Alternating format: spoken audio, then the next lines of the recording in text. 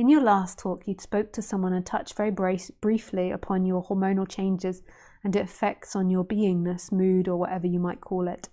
I really would love to hear you speak a little bit more about this subject. Love, Felissa. Hey, Felissa. Thank you for your question. I don't know what to say. Like, hormones begin to change, and sometimes it's uncomfortable.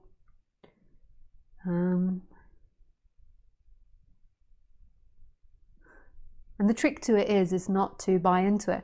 So I was watching an interview with Davina McCall, and she said, she started like getting angry and panic and rage coming up. And I can understand how that happens when you're not really conscious of your system.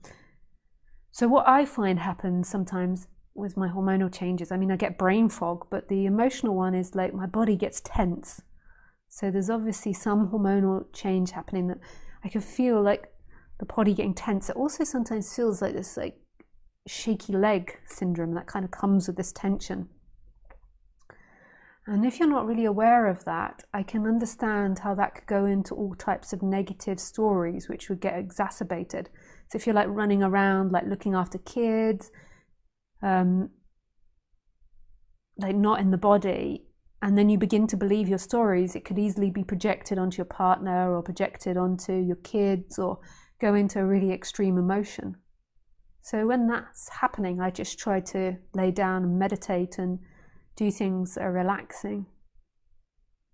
Yeah. It's a big thing, the hormonal change. You can't control it. And it does, it does have strong effects. Yeah. I'm not going through menopause yet, but I definitely, most women begin to experience it as they get into their 40s.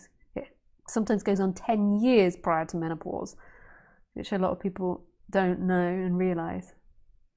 But it doesn't affect awakening. That's just part of the body. There's more tension and more discomfort. The trick to it is not believing in the thoughts of the story. So if you're suddenly believing that your partner is like the worst person in the world, it's like, this isn't true. This is most probably hormonal, coming up. It could be that they are, and maybe it's necessary to move away from them. But if you're not telling yourself that majority of the time, it might not be true. So it's not believing it in the moment, not believing it when you're having those strong emotions, and seeing that the freedom isn't in getting your partner or getting society or getting your family members to behave in a certain way. It's always in beingness. It's in what you are, which is this empty looking and this I am. So what you can do when it becomes really intense is put your attention back into the I am and the beingness. Like, this is it.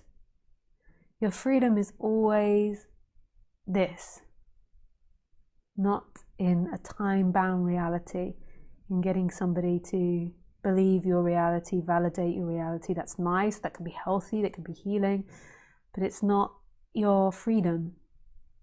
That's something that comes and goes. Your freedom is this empty looking, this no-thingness, and this beingness, which is here. And there is nobody experiencing this. So that character that's appearing, that voice, like the consciousness and the emotions are not one entity. There is a looking and a beingness, and this voice is coming and going in it. This voice isn't the experiencer. It's like this voice, this internal dialogue, and the emotions feel like it's like a plank that's solid inside of here, and it's like, here I am, blah, blah, blah, blah. And it's constantly talking about yourself and making it feel like that's who you are, whereas you are that which is experiencing that voice. That voice isn't you. So if you're going through the hormonal change and there's like intensity in believing that voice is you, and then it suddenly pops up like, this person's the problem, my partner's the problem, my father hadn't said that, if my sister hadn't done this, if then life would be okay.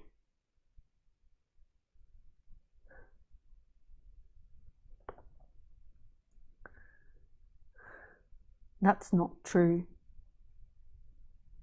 That's not true.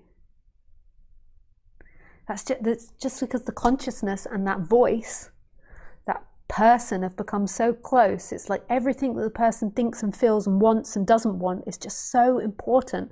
The pleasure and pain become so important. I must be happy, and happiness is based on my father treating me a certain way, on my mother not being neurotic, on my partner not doing this, on my friend being more helpful. That isn't true.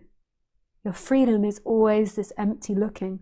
This is the difficulty, because the mind goes out and then there's a belief in that, and then it's like you're off in this daydream and it will just never be satisfied. So then you'll get them to change, but then if you keep believing that, then another thing will come up, and then that and that. There can be more healthy relationships. I'm not implying that you shouldn't go to psychologist and become more healthy in relating, but it's not your freedom.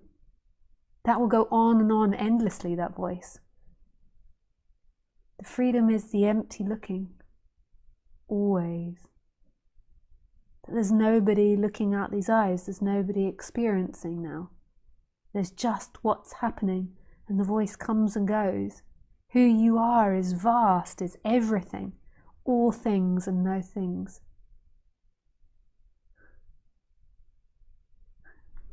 Yeah, thank you, Vasilia.